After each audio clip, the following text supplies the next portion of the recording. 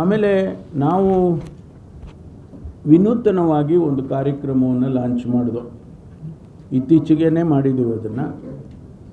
Police ಸಮುದಾಯ police ಆಗಬೇಕು. ನಾನು ಆಗಲೇ ಶುರುವಿನಲ್ಲಿ ಹೇಳಿದಾಗೆ ಫ್ರೆಂಡ್ಲಿ ಪೊಲೀಸ್ ಆಗಬೇಕು. ಭಾಳ ಜನಕ್ಕೆ ಪೊಲೀಸ್ ಅಂದ ತಕ್ಷಣವೇ ಎಲ್ಲೋ ಒಂದು ಕಡೆ ಭಯ, ಎಲ್ಲೋ ಒಂದು ಕಡೆ ಅಯ್ಯೋ ಅವ್ರು ಏನು ಮಾಡಿಬಿಡ್ತಾರೋ, ಪೊಲೀಸ್ ಸ್ಟೇಷನ್ಗೆ ಹೋದರೆ ಏನು ಮಾಡ್ತಾರೋ, ಅಥವಾ ಆ ಪೊಲೀಸ್ನವನ್ನ ನೋಡೋದೇ ಮಕ್ಕಳಿಗೆಲ್ಲ ಭಯ ಹುಟ್ಟಿಸೋದು. ಕಳ್ಳ ಪೊಲೀಸು ಅಂತೆಲ್ಲ ಹಿಂದೆಲ್ಲ ಹೇಳೋರಲ್ಲ, ಕಳ್ಳ ಪೊಲೀಸ್ ಅಂತ ಶಾಲೆಯಲ್ಲಿ ಹೇಳ್ಕೊಡೋರು. ಅದು ಆ ಭಯದ ವಾತಾವರಣ ಇರಬಾರ್ದು ಅಂಥೇಳಿ ನಾವೇನು ಮಾಡಿದೋ, ಜುರಿಸ್ಟಿಕ್ಷನಲ್ಲಿ ಒಂದು ಪೊಲೀಸ್ ಸ್ಟೇಷನ್ ಇದ್ದರೆ ಆ ಪೊಲೀಸ್ ಸ್ಟೇಷನ್ನಿನ ಏರಿಯಾ ಸುತ್ತ ಪೊಲೀಸ್ ಸಿಬ್ಬಂದಿ ಪ್ರತಿಯೊಂದು ಮನೆಗೂ ಭೇಟಿ ಕೊಡಬೇಕು. ಮನೆಗೆ ಪೊಲೀಸ್ ಪ್ರತಿಯೊಂದು ಮನೆಗೂ ಹೋಗಬೇಕು. ಅವರು ಮನೆಗೆ ಹೋಗಿ ಅವ್ರನ್ನ ಮಾತಾಡಿಸಿ ಅವ್ರ ಕಷ್ಟ ಸುಖ ಕೇಳಿ, ಏನಾದರೂ ಕಾನೂನಿನ ತೊಂದರೆ ಇದೆಯಾ, ನಿಮ್ಮ ಏನಾದರೂ ಯಾರಾದರೂ ನಿಮಗೆ ತೊಂದರೆ ಮಾಡ್ತಿದ್ದಾರಾ. ಎಷ್ಟೋ ಸಾರಿ ಹೇಳ್ಕೊಳ್ಳೋದಿಲ್ಲ ಅವರು, ಹೇಳ್ಕೊಳ್ಳೋ ಕಷ್ಟ, ಹೇಳ್ಕೊಂಡ್ರೆ ಹೊಡಿತಾರೆ ಅವ್ರನ್ನ, ಬಡಿತಾರೆ ಅವ್ರನ್ನ ಅನ್ನೋ ಭಯದಲ್ಲಿ ಇರ್ತಾರೆ. ಅದಕ್ಕೆ ಕಾನ್ಫಿಡೆನ್ಷಿಯಲ್ ಆಗಿ ಅವ್ರ ಮನೆಗೆ ಹೋಗಿ ಅವರನ್ನು ಮಾತಾಡಿಸಿ ಅವರಿಗೆ ಧೈರ್ಯ ಕೊಟ್ಟು, ಮತ್ತು ಅವರಿಗೆ ಯಾರು ಹೋಗಿರ್ತಾರೆ, ನಾವೊಂದು ಕ್ಲಸ್ಟರ್ ಅಂತ ಮಾಡಿದ್ದೇವೆ. 45-50 ಜನ ಒಂದು ಮನೆ, ಒಬ್ಬರಿಗೆ ರೆಸ್ಪಾನ್ಸಿಬಿಲಿಟಿ ಕೊಟ್ಟಿದ್ದೀವಿ. 45-50 ಮನೆಯನ್ನು ಒಬ್ಬ ಕಾನ್ಸ್ಟೇಬಲ್ ನೋಡ್ಕೊಳ್ಬೋದು. ಅವ್ರ ನಂಬರ್ ಶೇರ್ ಮಾಡಬೇಕು, ಟೆಲಿಫೋನ್ ನಂಬರು ಮತ್ತು ಅವರ ಹೆಸರು ಮತ್ತೊಂದು ಎಲ್ಲ ಹೇಳಿ, ಯಾವುದೇ ಸಂದರ್ಭದಲ್ಲಿ ಆ ನಂಬರಿಗೆ ಪೊಲೀಸ್ಗೆ ಕಾಲ್ ಮಾಡ್ಬೋದು ಆ ಮನೆಯವರು. ಆ ಸಂದರ್ಭದಲ್ಲಿ ನಾವು ಕೆಲವು ಡೇಟಾಗಳನ್ನು ಕೂಡ ಮಾಡ್ಕೊಂಡು ಬಂದಿರ್ತೀವಿ. ಅವ್ರು ಏನು ಮಾಡ್ತೀರ, ಅವ್ರ ವೃತ್ತಿ ಏನಿದೆ, ಎಲ್ಲಿಂದ ಬಂದರು, ಯಾವ ಭಾಷೆ ಮಾತಾಡ್ತಾರೆ, ಮತ್ತು ಅವರು ಏನು ಕೆಲಸ ಮಾಡ್ತಾರೆ, ಇದನ್ನೆಲ್ಲ ನಾವು ಒಂದಷ್ಟು ಇನ್ಫಾರ್ಮೇಷನನ್ನು ಕಲೆಕ್ಟ್ ಮಾಡ್ತೀವಿ.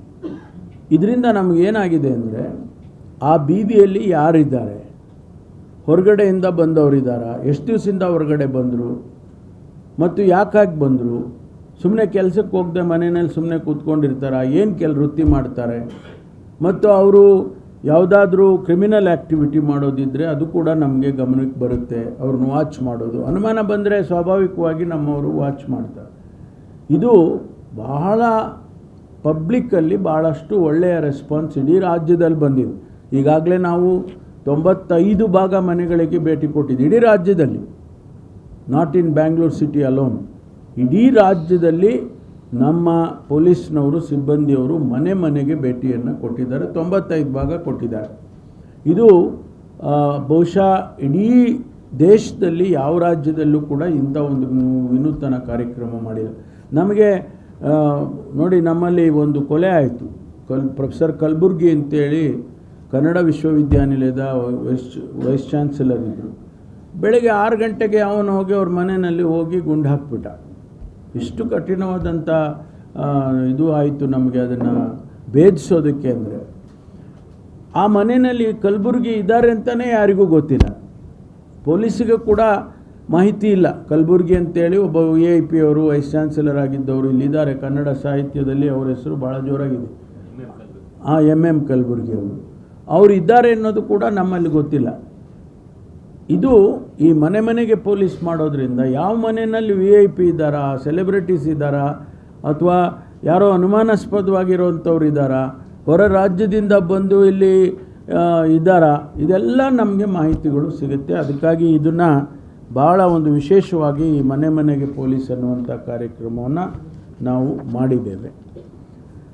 ಆಮೇಲೆ ಮಾಡರ್ನೈಸೇಷನ್ ಮಾಡೋದಕ್ಕೆ, ಪೊಲೀಸ್ ಮಾಡರ್ನೈಸೇಷನ್, ಈಗ ಏನು ಸಮಾಜ ವೇಗವಾಗಿ ಬದಲಾಗ್ತಿದೆ, ನಾವು ಬದಲಾಗಬೇಕು. ಅದಕ್ಕೆ ನಮ್ಮಲ್ಲಿ ಭಾಳಷ್ಟು ಯೋಜನೆಗಳನ್ನು ತಗೊಂಡು ಬಂದಿದ್ದೇವೆ. ಈಗ ಬಾಡಿ ಓರ್ನ್ ಕ್ಯಾಮರಾ, ಅವರು ಬೀದಿಯಲ್ಲಿ ಏನಾದರೂ ಅವರು ನಮ್ಮ ಪೊಲೀಸ್ ಸಿಬ್ಬಂದಿಯವ್ರ ಹತ್ರ ಆರ್ಗ್ಯುಮೆಂಟ್ ಮಾಡಿದರೂ ಕೂಡ ಅದು ನಮಗೆ ಕಂಟ್ರೋಲ್ ರೂಮಲ್ಲಿ ಗೊತ್ತಾಗುತ್ತೆ.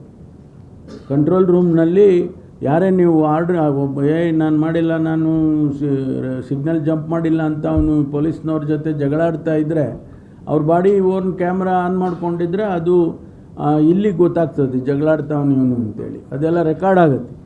ಆಮೇಲೆ ನಾವು ಕೋರ್ಟಿಗೆ ಅದೆಲ್ಲ ಕೊಡುವಾಗ ಎವಿಡೆನ್ಸ್ ಆಗುತ್ತೆ ಅನ್ನುವಂಥದ್ದು. ಅದಕ್ಕೆ ಅವು ಎಲ್ಲರಿಗೂ ಕೂಡ ನಾವು ಕೊಟ್ಟಿದ್ದೇವೆ. ಆಮೇಲೆ ವೈರ್ಲೆಸ್ಸು ಸೆಟ್ಗಳು ಅದೆಲ್ಲ ಮೊದಲೇನಿತ್ತು ಅದೆಲ್ಲ ಮಾಡರ್ನೈಸ್ ಆಗಿದೆ, ಆ ಕೆಲಸವನ್ನು ಕೂಡ ಮಾಡಿದ್ದೇವೆ. ಆಮೇಲೆ ಸಿಟಿಯಲ್ಲಿ ಈಗ ಡ್ರೋನ್ಗಳನ್ನ ಉಪಯೋಗ ಮಾಡ್ತೀವಿ. ಟ್ರಾಫಿಕ್ ಜಾಮ್ ಆಗಿರ್ಬೋದು, ಅಥವಾ ಎಲ್ಲೋ ಒಂದು ಹೆಚ್ಚು ಜನ ಸೇರ್ಬೋದು, ಅಥವಾ ಯಾವುದೋ ಒಂದು ಶಾಪಿಂಗ್ ಮಾಲ್ ಹತ್ರ ಹೆಚ್ಚು ಜನ ಸೇರಿದ್ದಾರೆ, ಹಬ್ಬದ ಟೈಮ್ನಲ್ಲಿ ಹೆಚ್ಚು ಜನ ಸೇರಿದ್ದಾರೆ, ಇಂಥದ್ದನ್ನೆಲ್ಲ ನೋಡೋದಕ್ಕೆ ಡ್ರೋನ್ಗಳನ್ನು ಉಪಯೋಗ ಮಾಡಿದ್ದೇವೆ.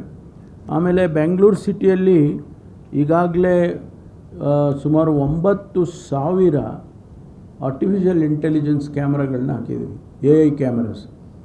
ನಮಗೆ ಬೆಂಗಳೂರಲ್ಲಿ ಜನರಲ್ಲಾಗಿ CCTVಗಳು ಒಂದು 7 ಲಕ್ಷನೋ 5 ಲಕ್ಷನೋ ಇದೆ ಇಡೀ ಸಿಟಿಯಲ್ಲಿ.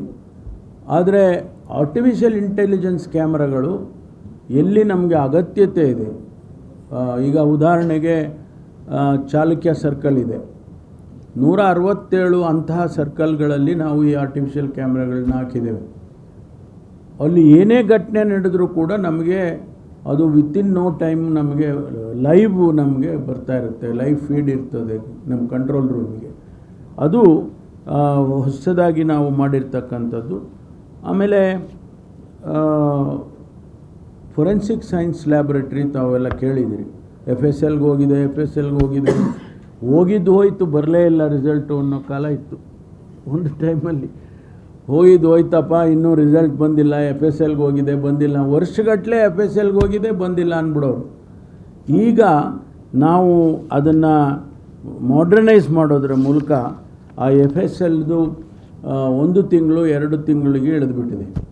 20,000 30,000 ಕೇಸಸ್ ಇರ್ತಾಯಿತ್ತು, ಸ್ಯಾಂಪಲ್ಸ್ ಇರ್ತಾಯಿತ್ತು, ಅದು ಈಗ 2-3 ಸಾವಿರಕ್ಕೆ ಬಂದಿದೆ. ಅದನ್ನು ಭಾಳ ಅಗತ್ಯ ಇತ್ತು ನಮಗೆ, ಅದನ್ನು ಮಾಡರ್ನೈಸ್ ಮಾಡಿದ್ದೇವೆ. ತುಂಬ ಇಡೀ ರಾಜ್ಯದಲ್ಲಿ ಇಡೀ ದೇಶದಲ್ಲಿ ನಮ್ಮದು ಕೂಡ ಒಂದು ಒಳ್ಳೆಯ ಸೈನ್ಸ್ ಲ್ಯಾಬ್ರೇಟ್ರಿ ಅಂತಕ್ಕಂಥದ್ದನ್ನು ತಮ್ಮ ಜೊತೆ ಹಂಚ್ಕೊಳ್ತೇನೆ. ಆಮೇಲೆ ನಮಗೆ ತಾವೆಲ್ಲ ಬದಲಾವಣೆಯನ್ನು ಅಬ್ಸರ್ವ್ ಮಾಡಿದ್ದೀರಿ ಅಂತ ಅಂದ್ಕೊಳ್ತೀನಿ. ನಮ್ಮ ಪೊಲೀಸ್ ಸಿಬ್ಬಂದಿಯವರು ಸ್ವೇಚ್ ಕ್ಯಾಪ್ ಅಂತ ಹಾಕ್ಕೊಳ್ಳೋದು, ಸ್ಲೌಚ್ ಹ್ಯಾಟ್ ಅಂತ. ಅದು ಒಂದು ರೀತಿಯಲ್ಲಿ ನೋಡೋಕ್ಕೂ ಅಷ್ಟೊಂದು ಆಕರ್ಷಣೆ ಇರಲಿಲ್ಲ. ಜೊತೆಗೆ ಮಳೆ ಏನಾದರೂ ಬಂದರೆ ಅದು ತುಂಬ ಹೆವಿ ಆಗಿಬಿಡೋದು ಅಂತೇಳಿ ಕಂಪ್ಲೇಂಟು. ಜೊತೆಗೆ ಅದು ಹಾಕ್ಕೊಂಡ್ರೆ ಒಳಗಡೆ ಏರ್ ಸರ್ಕ್ಯುಲೇಷನ್ ಇರೋದಿಲ್ಲ, ತಲೆಯಲ್ಲಿ ಕೂದಲೆಲ್ಲ ಉದುರೋಗುತ್ತೆ, ಹೆಡೇಕ್ ಬರುತ್ತೆ, ಈ ಥರ ಕಂಪ್ಲೇಂಟ್ಸ್ ಎಲ್ಲ ಭಾಳ ದಿನದಿಂದ ಬರ್ತಾಯಿತ್ತು. ಅದು 73ರಲ್ಲಿ ಆ ಕ್ಯಾಪನ್ನು ತೊಗೊಂಡು ಬಂದಿದ್ದಾರೆ. ಮೊದಲು ಒಂಥರ ನಮ್ಮದು ಎದುರುತ್ತಿತ್ತಲ್ಲ, ಅದನ್ನು ಬದಲಾಯಿಸಿ 73ರಲ್ಲಿ ಆ ಸ್ಲೋಚ್ ಕ್ಯಾಪನ್ನು ಹ್ಯಾಟನ್ನು ಮಾಡಿದರು. ಅದನ್ನು ಬದಲಾಯಿಸಿ ಈಗ ನಾವು ಬೇರೆ ಬೇರೆ ರಾಜ್ಯದಲ್ಲೆಲ್ಲ ಸ್ಯಾಂಪಲ್ಗಳನ್ನು ತರಿಸಿ ಮುಖ್ಯಮಂತ್ರಿಗಳು, ನಾನು, DG ಅವರು ಎಲ್ಲ ಕೂತ್ಕೊಂಡು ಸೆಲೆಕ್ಟ್ ಮಾಡಿದ್ವಿ. ಈಗ P ಕ್ಯಾಪ್ ಅಂತ ಹೇಳಿ ಬದಲಾಯಿಸಿದ್ವಿ. ಅದನ್ನು ಅಬ್ಸರ್ವ್ ಮಾಡಿದ್ದೀರಾ ನೀವು ಅಂತ ಅಂದ್ಕೊಂಡಿದ್ದೀನಿ. ನಾನು ಕೊಟ್ಟಾದ ಮೇಲೆ ಕೆಲವು ಕಾನ್ಸ್ಟೇಬಲ್ಸ್ಗಳನ್ನ ನಾನೇ ಖುದ್ದಾಗಿ ಮಾತಾಡಿಸಿದೆ ಅವರಿಗೆ. ಏನಪ್ಪ ಹೇಗಿದೆ, ಏನಾದರೂ ಇದ್ರ ಬೆಟರಾ ಇದು, ಇಲ್ಲ ಮೊದಲಿದ್ದ ಚೆನ್ನಾಗಿರ್ತಾ ಇತ್ತ ಅಂತ. ಇಲ್ಲ ಸರ್, ಇದು ಭಾಳ ಚೆನ್ನಾಗಿದೆ, ನಾವು ನೋಡೋದಕ್ಕೆ ಒಳ್ಳೆ ಆಫೀಸರ್ ಥರ ಕಾಣ್ತೀವಿ, ನಮಗೂ ಒಂದು ಫೀಲಿಂಗ್ ಬರ್ತದೆ, ನಾವು ಪೊಲೀಸ್ ಆಫೀಸರ್ ಅನ್ನೋ ಫೀಲಿಂಗ್ ಬರ್ತಾ ಇದೆ. ಆಮೇಲೆ ಜೊತೆಗೆ ಏರ್ ಸರ್ಕ್ಯುಲೇಷನ್ ಇದೆ, ತುಂಬ ಏರ್ ಟೈಟ್ ಇರೋದಿಲ್ಲ, ತುಂಬ ಚೆನ್ನಾಗಿದೆ ಸರ್, ಧನ್ಯವಾದಗಳು ಅಂತೇಳಿ ಪೊಲೀಸ್ನವರೆಲ್ಲ. ಆರ್ಡಿನರಿ ಪೊಲೀಸ್, ನಾನು ಸುಮ್ಮನೆ ಬೀದಿನಲ್ಲಿ ಕಾರ್ ಇಳಿದ್ಬಿಟ್ಟು ಕೇಳೋದು ಏನಪ್ಪ ಹೆಂಗಿದೆ ಅಂತ, ಯಾಕೆಂದರೆ ನಾವೇ ಮಾಡಿಬಿಟ್ಟು ಬಯಸ್ಕೋಬೇಕಲ್ಲ ಆಮೇಲೆ ಚೆನ್ನಾಗಿಲ್ಲ ಅಂತ. ಅದಕ್ಕೆ ಕೇಳೋಣ ನೋಡೋಣ ಅಂತ ಹೇಳಿ ಕೇಳಿದಾಗ ಭಾಳ ಉತ್ತಮವಾದ ಪ್ರತಿಕ್ರಿಯೆ ಬಂದಿದೆ. ಅದನ್ನು ಭಾಳ ದಿವಸದ ಬೇಡಿಕೆ ಇತ್ತು. ನಾನು ಪ್ರತಿ ಸಾರಿ ಗೃಹ ಸಚಿವನಾದಾಗ ಅದನ್ನು ಹೇಳೋರು, ಕ್ಯಾಪ್ ಬದಲಾಯಿಸಿ ಸ್ವಾಮಿ, ಕ್ಯಾಪ್ ಬದಲಾಯಿಸಿ ಅಂತ. ಈಗ ಚೆನ್ನಾಗಿ ಕಾಣಿಸ್ತದೆ. ಎಸ್ಪೆಷಲಿ ಟ್ರಾಫಿಕ್ ಪೊಲೀಸ್ ಅಂತೂ ಆ ವೈಟು ಶರ್ಟ್ ಇರೋದ್ರಿಂದ ಬ್ಲೂ ಹ್ಯಾಟು ತುಂಬ ಚೆನ್ನಾಗಿ ಕಾಣಿಸ್ತದೆ. ಅದು ಒಂದು ಬದಲಾವಣೆಯನ್ನು ತಂದಿದ್ದೇವೆ.